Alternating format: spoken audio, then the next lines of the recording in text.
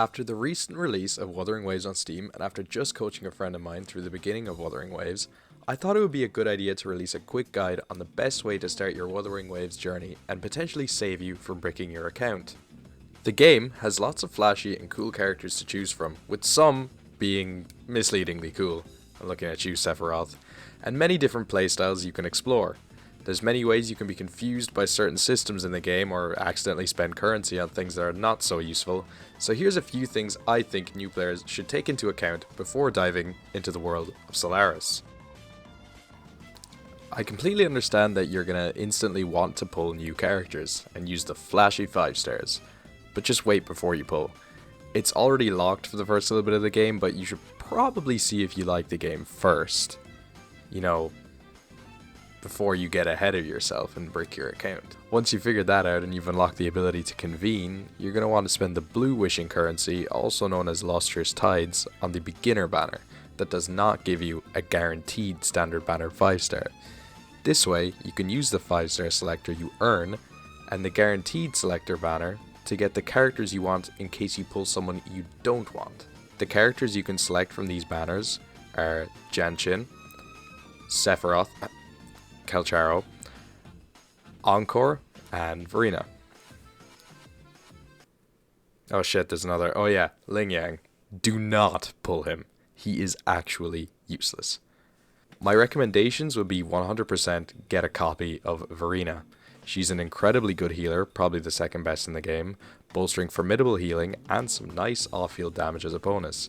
She takes up minimal field time as well, so your DPS can dish out, well, DPS.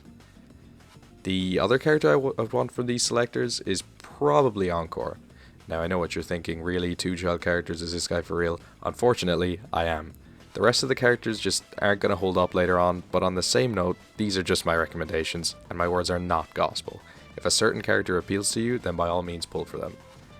As a TLDR on the other characters, Calchero can do damage, but is just quite hard to play effectively. Ling Yang is actually useless, and Genshin can do a lot of different things, but none particularly well. Then, after that, you can have a look at the current characters on Raid Up. At the time of this video, it's the second phase of the anniversary patch, which means we have Giacona, Carlotta, Jinxie, Changli, Rocha, and Brandt on Raid Up. Keep in mind that each of these characters fulfill a specific role, and you should do some research on who they function with. My recommendation would be to pull either Carlotta or Jinxie, as they have very accessible 4-star support options in Yuanwu and Taoqi, and they themselves have a pretty simple playstyle. Remember, if you're pulling for these characters, unlike with the other banners, I would recommend using Asteroids and Radiant Tides to pull on these banners, with the limited 5-star characters and not on the standard character banners.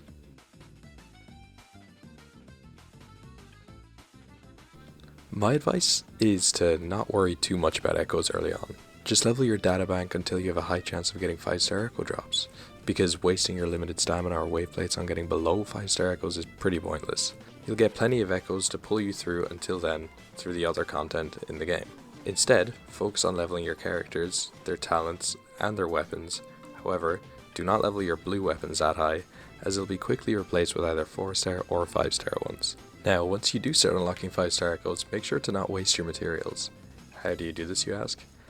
Level the echoes and tune them in increments of 5. And don't go beyond level 15 unless you've actually rolled some decent stats. This avoids wasting tons of tuners and XP materials on completely useless echoes. Another is to not feed previously leveled echoes into new ones.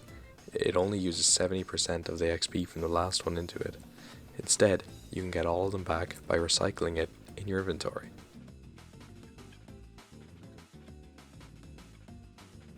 Alright, so for my final tip, it is to simply explore.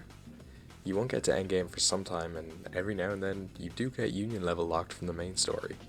This is the perfect time to delve into one of the main parts of the game, with loads of puzzles, random encounters, and lots of things to help you level your characters.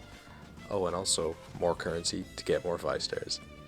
I hope this short guide video helps some of you through the beginning of your journey in Solaris.